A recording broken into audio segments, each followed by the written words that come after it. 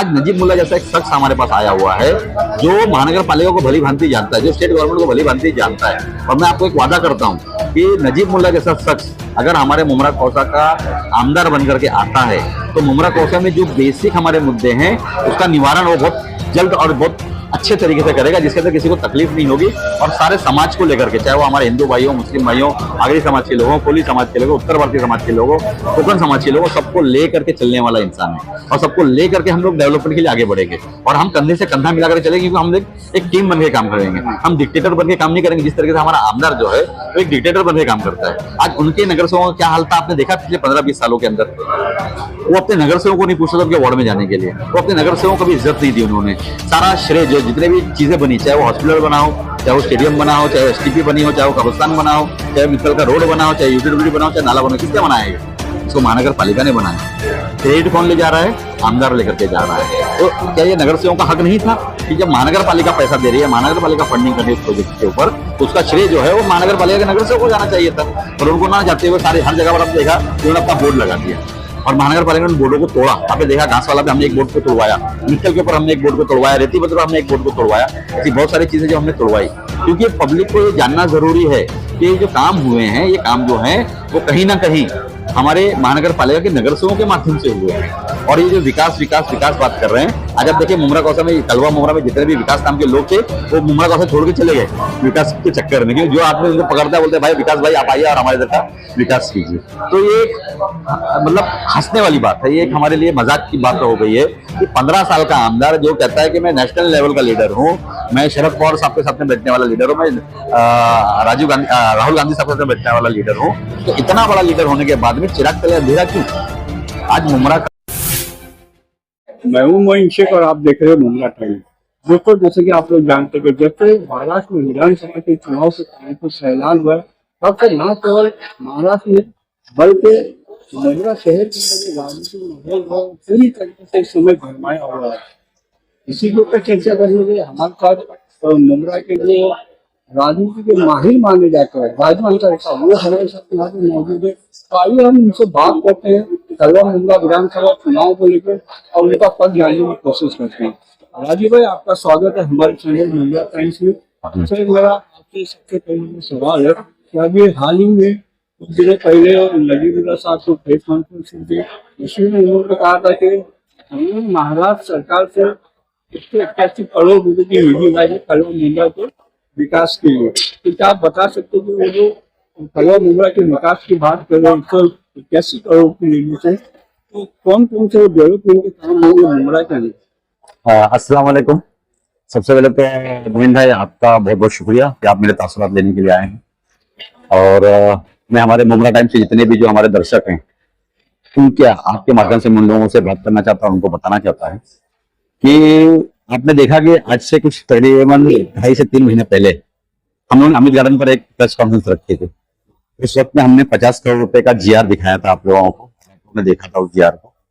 उस 50 करोड़ के अंदर हमारे मुमरा कौशल में विभिन्न कामों के लिए, चाहे वो स्कूल की दुर्व्यवस्था को सीधा करना हो, चाहे कहीं पर नाले का काम करना हो, चाहे वार्ड के अंदर जो छोटे मोटे काम थे हर नगर सेवकों के, जो नगर सेवक हमारे साथ में हैं, चाहे वो जफर नुमानी साहब हो, नेहा नाइक मैडम हो, अश्विन राउत मैडम हो, मेराज खान साहब हो, रूपाली गोटे हो, विशु भगत हो, नरेश्वर केनी हो, इस तरीके से तमाम लोगों को लेकर और मेरे घर के लोगों को लेकर के हमने कुछ कामों की मांगनी की थी नजीब मुल्ला साहब से। नजीब मुल्ला साहब ने हमारे लेटरों को लेकर के अजीत दादा के पास जाकर, क्योंकि वो फाइनेंस मिनिस्टर थे और उन्हीं के हाथ में सारा बजट हुआ करता है महाराष्ट्र, तो उनके माध्यम से हमें 50 करोड़ रुपया मिला था।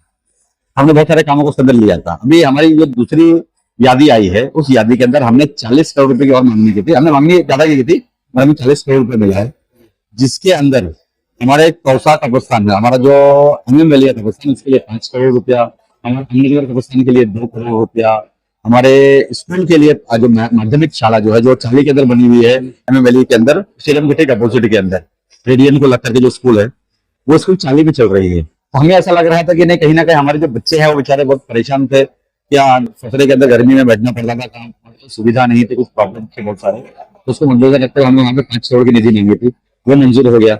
हमारे कलवा के अंदर आगरी कोली भवन के लिए हमने 5 करोड़ रुपया मांगा, वो मंजूर हो गया। हमारे मुमरा और कलवा के अंदर कितनी बड़ी हमारे लिए शर्म की बात है कि आज भी मुमरा कौशल जो कि 1982 से महानगर पालिका के अंदर 1982 में महानगर पालिका का गठन हुआ, तब से लेकर के आज तक आप 40 साल जोड़ लीजिए। इन 42 सालों के अंदर ऐसे कई इलाके हैं मुमरा कौशल जहाँ पर आज स्ट्रीट लाइट नहीं लगी जा सकती है। इसका बहुत बड़ा श्रेय में जो है वो दूंगा हमारे यहाँ के जो स्थानीय कामदार है उनके ऊपर। 15 साल से वो यहाँ पर राज कर रहे हैं, 15 साल से वो हमारे स्टेट गवर्नमेंट की नुमाइंदगी कर रहे हैं, हमारे महाराष्ट्र शासन की नुमाइंदगी कर रहे हैं, और उन्होंने कभी इसके ऊपर तवज्जो नहीं दी, इसके ऊपर कभी भी कोई उन्होंने एक मजबूत कदम नहीं उठाया, जिसकी वजह से ये हमें खामियां थी।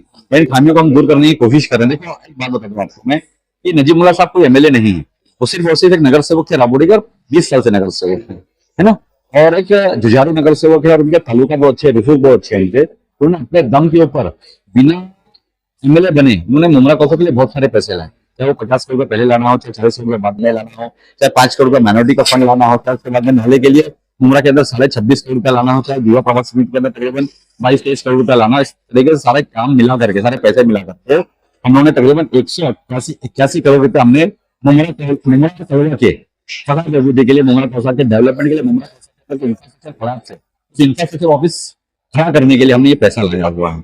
और इसके कुछ काम चालू हो चुके हैं, कुछ ऑर्डर मिल चुके हैं, और कुछ का काम पेंडिंग में है, क्योंकि अभी JR आया तो टेंडर कॉल करने में, टेंडर फ्लोट करने में और उसको बता देने में महीना 2 महीने जाएगा ही। आपको मालूम है कि अभी आचार संहिता लग चुकी है और 20 नवंबर को इलेक्शन होने वाले और 23 नवंबर को काउंटिंग है।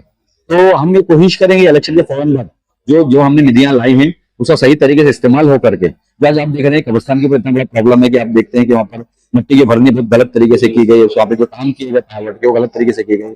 मैं आपको आपके माध्यम से एक बात बता दूं कि हमारा कब्रिस्तान का जो रुख है, जो हमारा किबला का जो सिस्टम है वो ही टेढ़ा है। इसकी सबसे पहले आवाज हमारे अजीज बाटा साहब ने उठाई थी, और उसके बाद हमने जाके वहां पे चेक किया था। हमने हमारे महानगर पालिका के जो आला अधिकारी है उनको हमने अवगत कराया था कि आप देखिए कि आपने कितनी बड़ी गलती की यहाँ पर इस कब्रिस्तान को बनाने में, पूरा रुख ही चेंज कर दिया आपने। और हमारा जो मजहब है, हमारा जो इस्लाम मजहब है, उसमें रुख के बहुत सारे मायने होते हैं, क्योंकि हमारे काम जो करते हैं वो किबला रुख को देख कर ही करते हैं। तो बहुत सारी चीजें करेक्ट करने की कोशिश कर रहे हैं हम लोग। जो हाल ही के अंदर जो जसबीर है वो जो काफी करीबी माने जाते थे नजीमुल्लाह के, उन्होंने पार्टी छोड़ के मतलब शरद पवार गुट में वो शामिल हो गए। तो क्या ये एक बड़ा झटका मानते हैं आप नजीमुल्लाह के लिए? मैं ये समझता हूँ कि इलेक्शन के वक्त में वजह क्या थी कि वो उन्होंने मतलब नजीमुल्लाह का साथ छोड़ के अहवाज का हाथ पकड़ लिया? देखो यही हमारे देश की जमहूरियत का एक उसूल है कि आपको जो पसंद है आप उसके बाद जा सकते हैं, और किसी के आने से हम बहुत ज्यादा खुश नहीं होना चाहिए, और किसी के जाने से हमें हताश होने की जरूरत नहीं है। हमको इलेक्शन लड़ना है, हम इलेक्शन लड़ेंगे, और डंके की चोट पर इलेक्शन लड़ेंगे। हम साम नाम दंड भेद हर तरीके का इस्तेमाल करेंगे, हर तरीके से हम इलेक्शन लड़ेंगे, और हर मजबूती से हम इलेक्शन लड़ने वाले हैं। तो किसी के आने से और किसी के जाने से कोई फर्क नहीं पड़ता है हमें।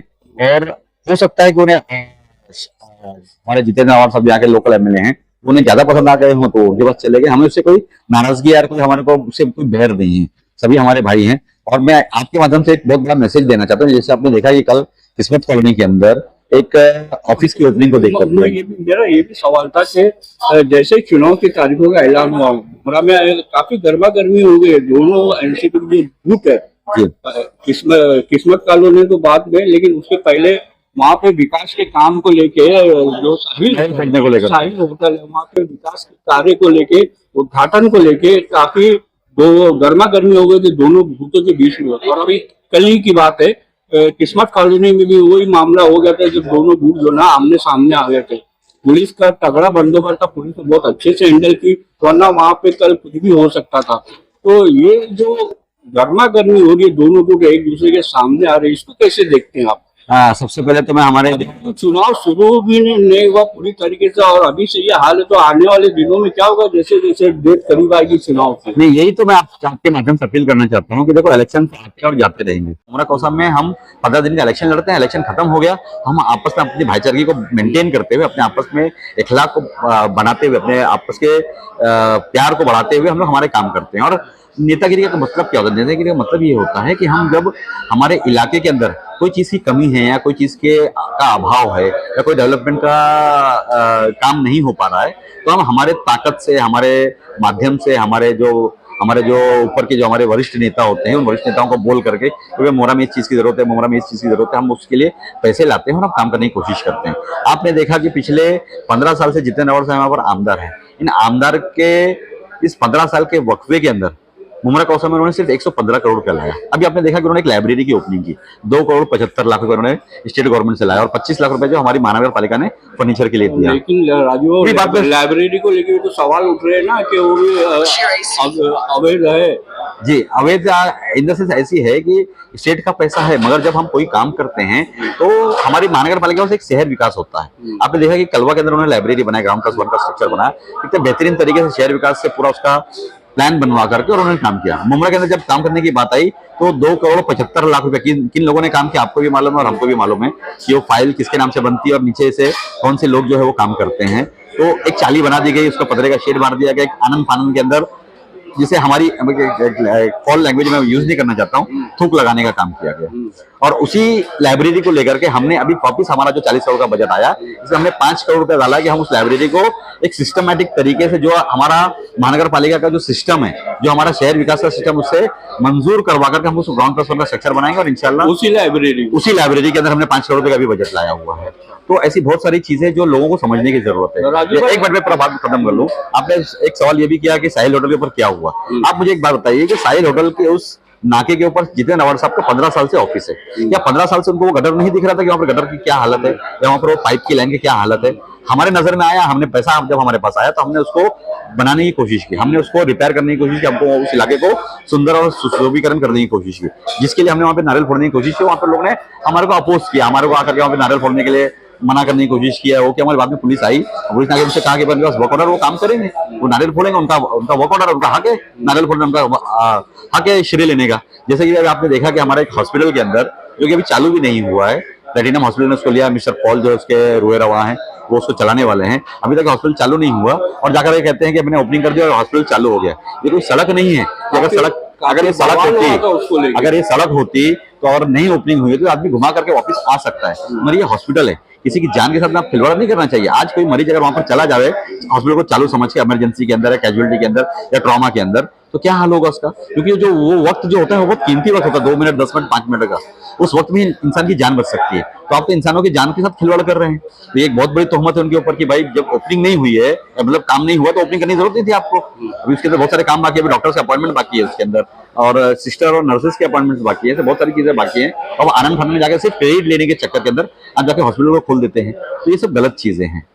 अच्छा, ये जो इलेक्शन है ये ऐसा लग रहा है कि काफी कड़ा मुकाबला होने जा रहा है। नहीं, हम तो जीतने के लिए लड़ रहे हैं। हाँ, हम तो जीतने के लिए लड़ रहे हैं और हम फिर बोलेंगे आपके माध्यम से। तो किन मुद्दों पे मतलब ये आप लोग लड़ रहे हैं, मुद्दे क्या होंगे इलेक्शन के अंदर? हमारे मुमरा के अंदर देखो बहुत सारे मुद्दे हैं। सबसे पहला मुद्दा टोरेंट का है, दूसरा मुद्दा कब्रिस्तान का है, तीसरा मुद्दा पानी का है, चौथा मुद्दा हॉकर्स का है, पांचवा मुद्दा हॉस्पिटल का है, छठा मुद्दा रिक्शास का है, सातवां मुद्दा हमारे ट्रैफिक का है, हमारे ESR जो टांकी बनाने की जरूरत है उसका है। ऐसे बहुत सारी चीजें हैं जहां पर हमारा जो आमदार है वो 100% फेल हुआ है, 100% उसने कोई काम नहीं किया है। सिर्फ वो मुमरा के अंदर कर क्या रहा है कि बीजेपी का डर दिखा करके इन्हें भाई सामने वाले बीजेपी से हैं और आप उनको बीजेपी को अगर हराना है तो हमको वोट दो।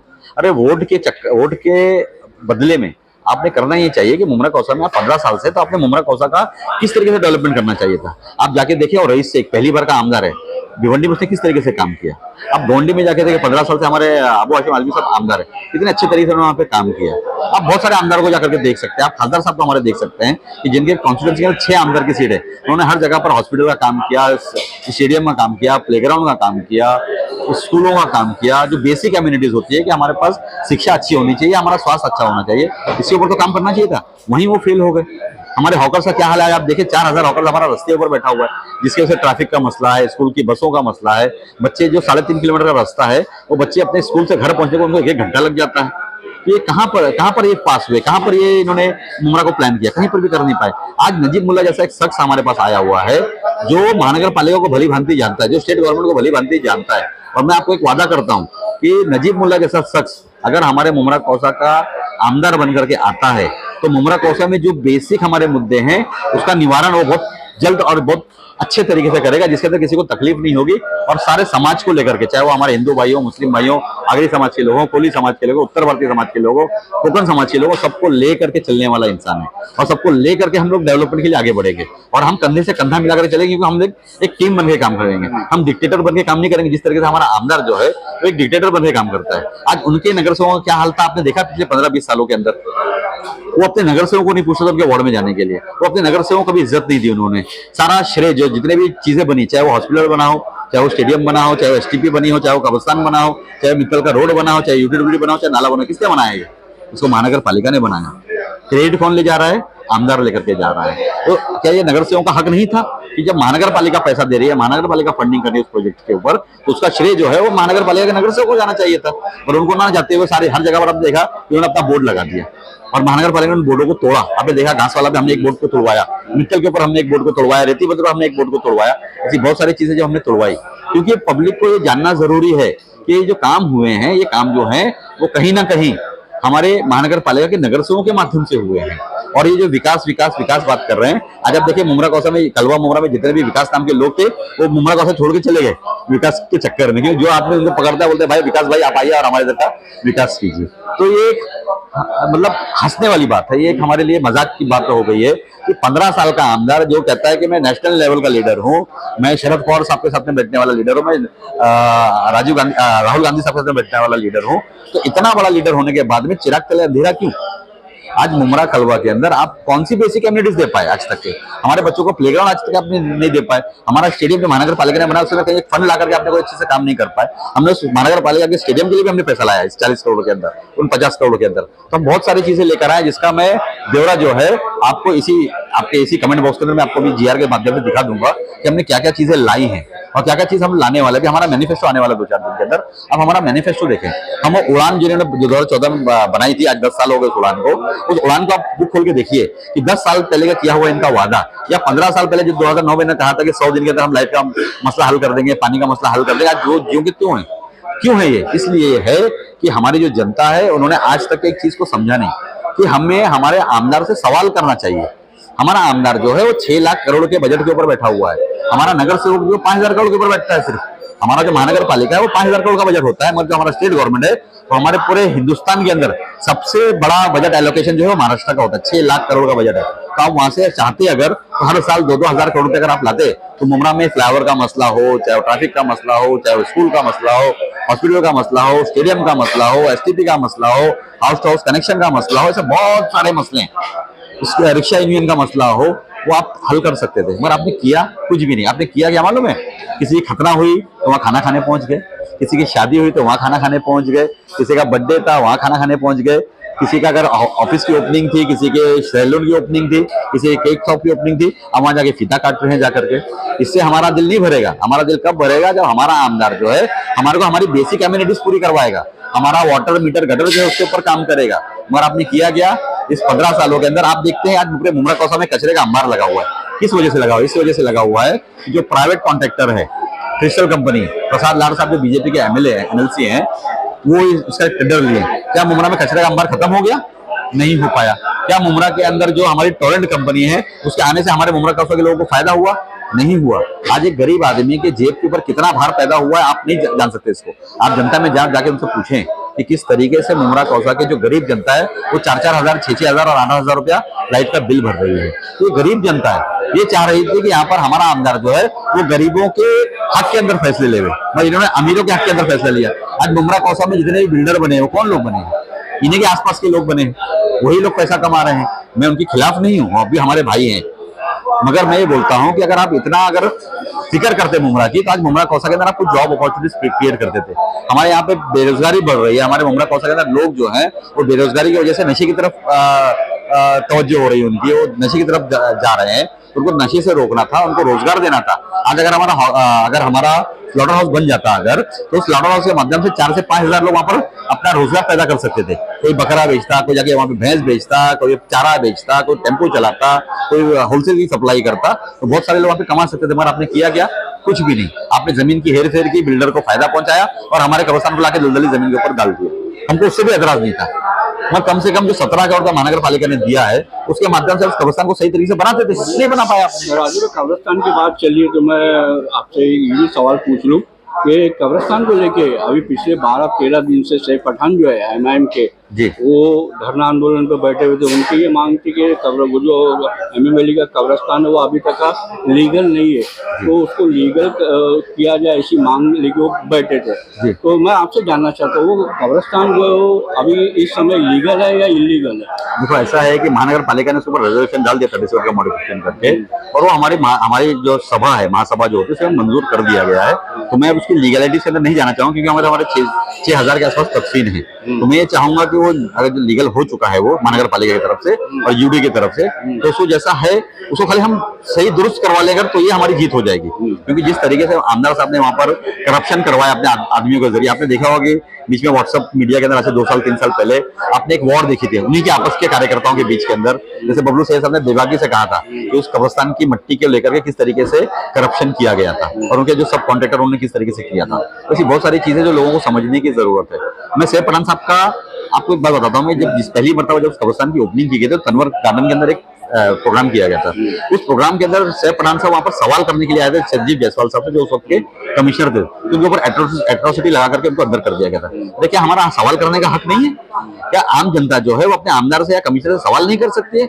आप उठा के उनको एट्रोसिटी लगा के उनको जेल के अंदर डलवा देते हो, उनको तड़ी पार करवा देते हो। ऐसे कई लोग जिनके ऊपर उन्होंने केसेस, जिससे एक बड़ी मिसाल जो है वो मैं खुद हूँ कि मेरे ऊपर 11 केसेस किए गए, मेरे परिवार के ऊपर केसेस किए गए, मेरे भाइयों के ऊपर केसेस किए गए, मेरी औरतों के ऊपर केसेस किए गए। किसने किया था वो केसेस आपको? नहीं, सब फेक केसेस थे, किसी को भी खड़ा कर देते थे और करके। अभी आपको एक बात बता दूं कि मैं आजमगढ़ में था। लेकिन करवाया किसने? अरे जितेंद्र आवाड साहब खुद आए थे साथ में कंप्लेंट करवाने के लिए। आफरीन सौदागर करके हमारी कालचगर की एक सीईओ थी उस वक्त में, वो आई और आकर के वहां पे कंप्लेंट करवा। मैं आपको वाकया बताता हूँ, उस वक्त के हमारे एक सीनियर थे, उनका नाम नहीं लूंगा अभी। उन्होंने मुझे फोन किया, बोले एक लड़की आई है और आपके ऊपर पॉस्को का वो केस कर रही है। मैंने साहब वो हादसा कभी का है? तो बोले आधे घंटे पहले का है।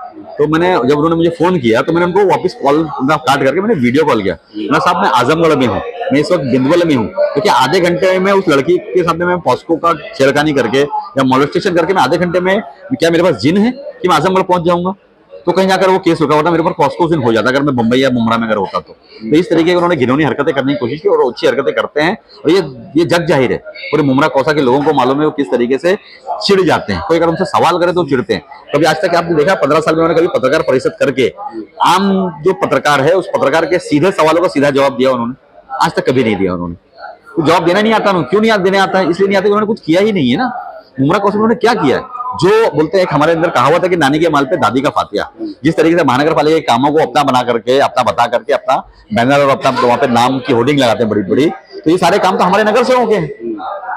अच्छा राजू भाई, मुझे ऐसा लगता है कि आपकी चुनावों के अंदर टोरेंट जो है एक बड़ा मुद्दा बन के उभरेगा, और क्योंकि टोरेंट से ना हर घर मुमरा के अंदर प्रभावित है उससे। तो आप चूंकि गवर्नमेंट की जो टेक्निकल बातें होती काफी अच्छी तरीके से जानते भी है, समझते भी है, तो मैं आपसे जानना चाहता हूँ कि टोरेंट आ तो गई है, भले तो किसी ने भी लाया, बीजेपी ने लाया या अवार्ड साहब ने लाया, आ गई है अभी और वो 20 साल का उसका कॉन्टेक्ट है जी। तो मेरा सवाल ये है कि क्या टोरेंट को यहाँ से मतलब हटाया जा सकता है? कोई है ऐसा? आपके सवाल के अंदर 2 सवाल हैं। पहला सवाल तो ये है कि उसे बीजेपी ने लाया, किसने लाया? मुझे आप एक बात बताइए, टोरेंट कंपनी जो है उसने इलेक्टोरल बॉन्ड के जरिए किसको पैसा दिया? आपको मालूम है कि नहीं मालूम है? किसको पैसा दिया उन्होंने? नहीं मालूम है?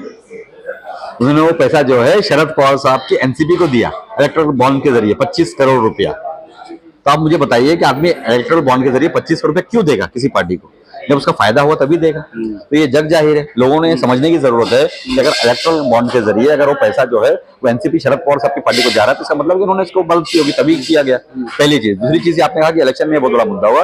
ये इलेक्शन का मुद्दा नहीं है, इलेक्शन के पहले भी मुद्दा रहा है और ये इलेक्शन के बाद भी मुद्दा रहेगा कि टोरेंट कंपनी जो इनके साथ में 20 साल का करार किया गया है MSCDCL का, इसको किस तरीके से हटाया जाए। इसके ऊपर हमने बहुत सारी चीजें की, हमने लीगल ओपिनियन लिया हमारे जो विधि सलाहकार होते हैं उनके जरिए से, और हमें ये समझ में आया कि इसको हटाना इतना आसान नहीं है, क्योंकि अगर हम हाईकोर्ट में जाएंगे तो हाईकोर्ट हमारे पिटीशन को फेंक देगा उठा करके। तो हम इसके ऊपर कुछ स्टडी कर रहे हैं, कुछ हम कोशिश कर रहे हैं कि इसमें किस तरीके से सब्सिडी के जरिए, किस तरीके से कुछ ब्याज माफी के जरिए हमारे मुमरा, कलवा और जीवा के लोगों को किस तरीके से अंदर थोड़ा सा राहत मिले, थोड़ा सा उनका काम आसान हो जाए। ये हम कोशिश कर रहे हैं, इंशाल्लाह इसके अंदर हम लोग जरूर कामयाब होंगे।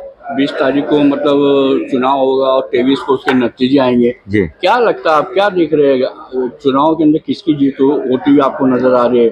यहाँ की जो 3 बार से सिटिंग MLA अवार्ड साहब उनकी या नजीमुल्लाह की? सबसे पहले तो इंसान जब लड़ता है तो जीतने के लिए लड़ता है। हम जीतने के लिए लड़ रहे हैं। हमारा कैंडिडेट नजीब मुल्ला है और पूरी टीम का कैंडिडेट, हमारे नगर सेवक कैंडिडेट है। इसके अंदर हमारे पास तकरीबन मेरे ख्याल से 25 से 26 नगर सेवक है, कलवा और मुमरा मिला करके 36 में से।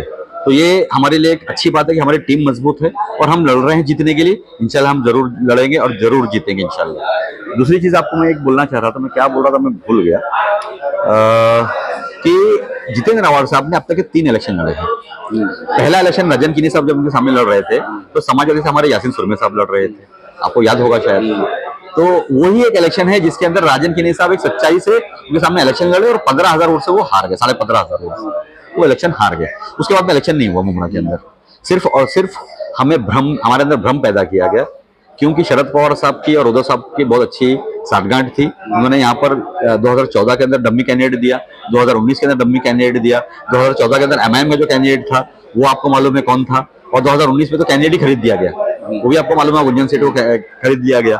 उसके बावजूद मुमरा कौसा के लोगों ने एक नॉन एंटिटी पर्सन थे हमारे अबू अल्तमस फैजी साहब, जो आम आदमी पार्टी से उन्होंने फॉर्म भरा था, लोगों ने उनको सपोर्ट किया और बिना कोई पैसा बांटे, बिना कोई उन्होंने बहुत ज्यादा साम दाम और दंड भेद का इस्तेमाल किए, उन्होंने 30,520 वोट किए पाए। ये एक बहुत बड़ी बात है। मैं ये समझता हूँ कि अभी का जो इलेक्शन है ये असल इलेक्शन होगा और इस इलेक्शन में हम बोलते हैं ना कि ईंट का जवाब जो है पत्थर से देंगे। हम लड़ाई झगड़ा नहीं करेंगे, हम लड़ाई झगड़े के फेवर में नहीं है। हम इलेक्शन को जिस तरीके से लड़ना चाहिए, जो संवैधानिक तरीका है, और संवैधानिक तरीके से कॉन्स्टिट्यूशनल राइट के जरिए से हम इस इलेक्शन को लड़ने की कोशिश करें और इंशाल्लाह जरूर कामयाब होंगे। और क्या देखते हैं कि मतलब अगर हम ओवरऑल महाराष्ट्र की बात करें विधानसभा चुनाव की, तो किसकी सरकार आपको बनती हुई नजर आ रही है, महायुति की या महाविकास अघाड़ी? ऐसा है कि आपने वो अर्जुन का स्वयंवर देखा होगा कि अर्जुन से जब द्रोणाचार्य ने पूछा कि आपको क्या दिख रहा है, उसने कहा मुझे सिर्फ मच्छी की आंख दिख रही है।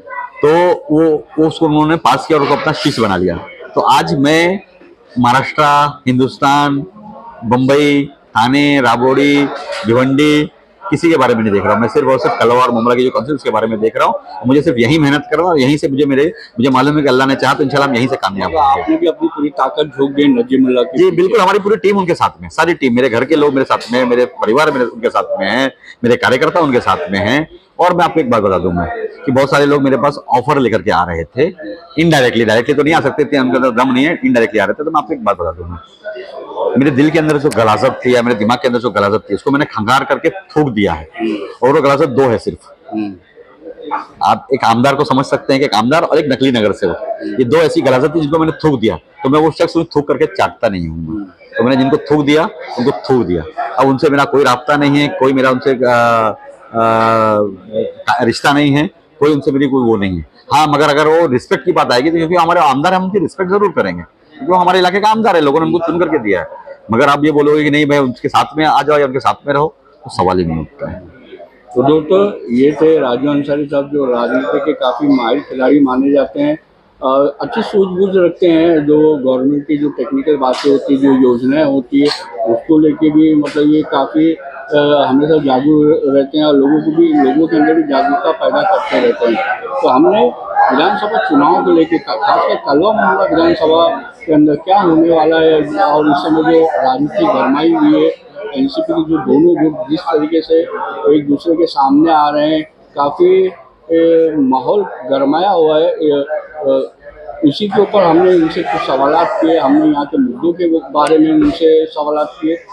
बहुत ही स्पष्ट तौर पर उन्होंने हमारे सभी सवालों का जवाब दिया। अब देखना है दोस्तों कि आने वाले दिनों में क्या होता है, क्या नतीजे आते हैं पूरे महाराष्ट्र के और कलवा मुमरा विधानसभा चुनाव के, ये देखने वाली बात होगी। कैमरामैन रिजवान शेख के साथ मैं मोइन शेख, मुमरा टाइम्स के लिए।